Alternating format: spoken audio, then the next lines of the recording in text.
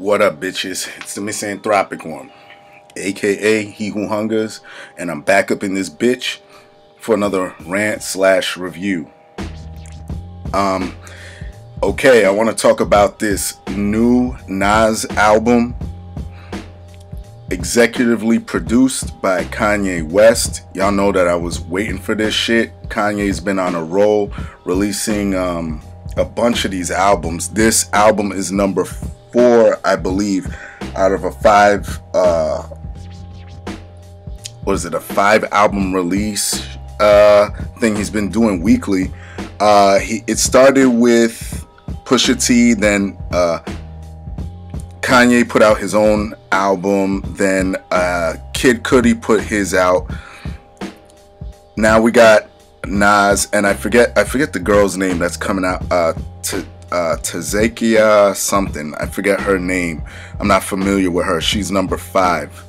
But anyway, I kind of had to rush into this one. Nas is definitely a premier hip-hop artist, definitely one of my favorite MCs of all time, definitely an influential MC.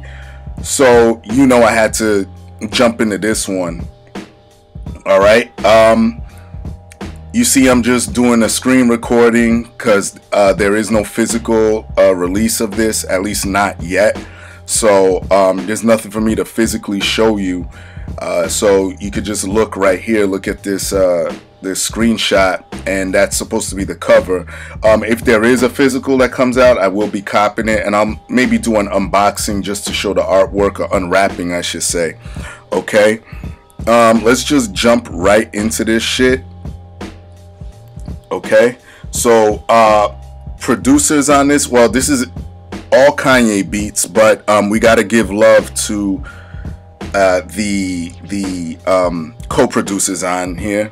You got Benny Blanco, Cashmere Cat, Mike Dean, Andrew Dawson, Bugs the Beast.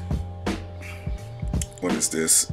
Che Pope, Eric Danchik, Evan Mast, and Plain Pat. Plain Pat, I gotta shout him out because he came a long fucking way. Him I know because his name looked familiar because I remember C. Ray's Walls did one of his early albums with this guy.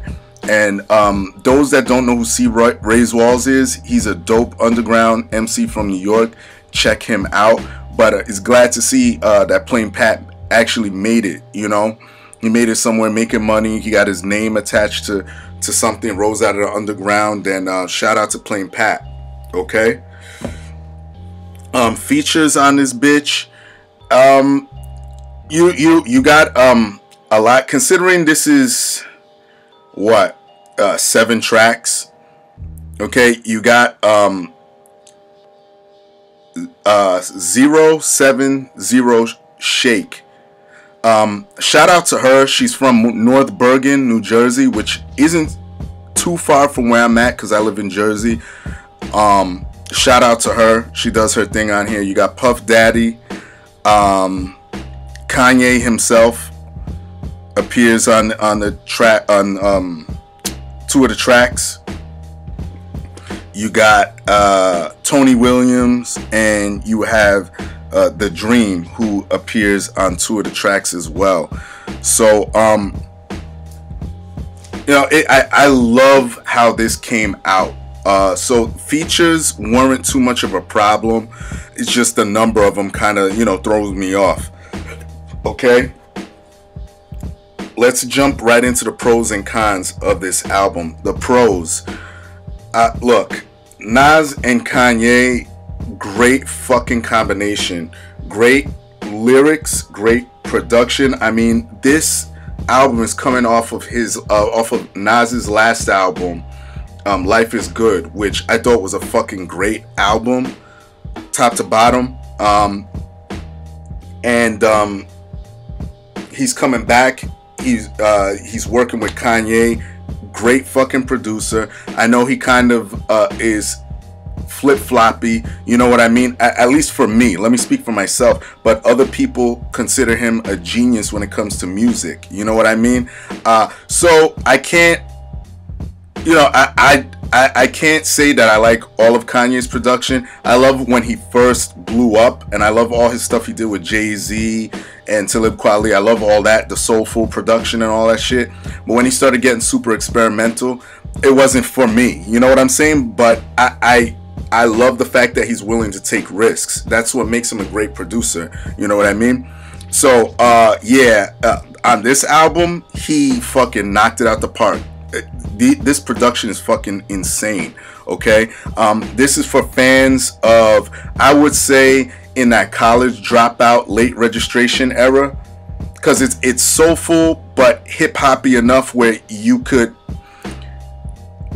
well, let me not say soulful, but it's hip-hop enough where it brings you back to that time of those beats that Kanye was making. And it's somewhat experimental too, but not too over the edge like Yeezus, you know what I mean? Because this shit, I really couldn't picture Nas, if you asked me around a little bit before the Life is Good era, if Nas would spit over beats like this, I would have probably said no. The features on here, like I said, they do their thing. Yeah, I think it's a real fucking good album. Content on here, insane shit. Not for radio. Starts off really good with Puff Daddy returning and being a partner in rhyme with Nas, but he's not really rhyming. He's just really doing hype man type shit on there. Like I said, 070 Shake does her thing with the hook. Great combination there. Nas kind of threw me off with one of the rhymes in there where he said Fox News was created by a black man. Someone got to explain that to me. I mean, I do watch Fox News, but you know, I thought it was was it Rupert Murdoch, or I forget who else, some Rupert Murdoch, I believe, but Roger Ailes, I think it was Pastor, whatever. I don't want to deal with that shit. Cop Shot the Kid is track 2. Love, it's featuring Kanye West as well. Love that fucking Slick Rick sample from Children's Story. I mean, you already know what the title, I mean the song's about based on the title. It's talking about all this shit where cops you know, shooting kids and shit like that. But that sample, man, and that beat, fucking insane, man. And it's great because, you know, Nas always gives love to Slick Rick. I love it. And he even says that in the next track, White Label. He says, I'm a product of Slick Rick. You know, everybody that does storytelling type rap has got to show love to Slick Rick. I don't give a fuck what you say. Bonjour featuring Tony Williams. Love that track as well. He drops a few gems in there. The thing with this album, you know, Nas is no stranger to this stream of consciousness type of rap, you know, where he just like, it'll just be a bunch of loose thoughts that are put together and they're somewhat cohesive, you know, because of the way he's flowing. Like one of my favorite lines in this track, and I'm gonna fucking use this, I'm stealing this from Nas. He's talking about dealing with chicks, I think foreign chicks or whatever, and he goes, say ah so the kids could play, meaning like let me bust a nut in your mouth. I love that line, man. He drops gems like watch who you get pregnant and invest the money you get. The next track is Everything featuring The Dream and Kanye West. All right, this is the longest track on the album. It's a little bit over 7 minutes. You got Kanye singing as well on here without the auto-tune, which sounds fucking great. Let me tell you something. This is why I tell you I hate that auto-tune era. I hate that shit, because if you're gonna sing, fucking sing. You know what I mean? Like, Kanye sounds great without it. And I love this track because it basically embodies everything that sort of like what Kanye's talking about, and sort of like what I talk about on my rant videos. He's talking about how inclusion is a hell of a drug. How people want to be involved in everything. They want, like, you don't need to be in every fucking little thing there is. He also talks about how he's like anti-vaccination. He talks about from a baby's point of view, how his parents are just sticking them with shit. And I especially love the part where Kanye's singing his part of the chorus or hook, where he goes, "Don't think the same as everyone else," which is, I'm not even gonna go into that. All right, next track is Adam and Eve featuring The Dream, and then we'll just jump to, I don't want to make this too long because I'm rambling. I'll jump to the last track, Simple Things, which is the shortest song on the album. It's a little bit over 2 minutes, and it's kind of like a sad song. Like, it's kind of, the beat is really good, but it kind of reminds me of being like at a fucking funeral. But let me tell you, I kind of get why this is the shortest song on here. You don't want to drag that beat out too long. You don't want to beat that beat to death. But it also, he plays on how he's showing simplicity, because that's what I'm taking from it, because the name of the track is called Simple Things, like the simple things in life, and this track is very simple.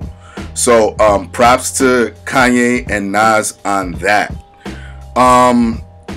Yeah, that's really all I gotta say about this fucking album. This album's fucking insane. But before I rate, well, let me rate this first. I'm gonna give this straight up a 9.25. Oh no, wait, I'm sorry. Yeah, I'll give it the 9.25. But let me just go into the cons real big. The con that I have with this, and a lot of people have, is it's short as fucking fuck. It's short as shit. Okay, it's under 27 minutes, and there's 7 tracks on this bitch, and I think that's a legitimate beef. Some people bring up the whole Illmatic argument, saying, well, Illmatic was half an hour long. Yeah, but you also got was it 10 tracks on that? You know, I kind of feel where people are coming from. You know, Nas been out. When did Life Is Good come out? What, 2011 or 12 or something like that? I think maybe, yeah, somewhere around that time. I forget.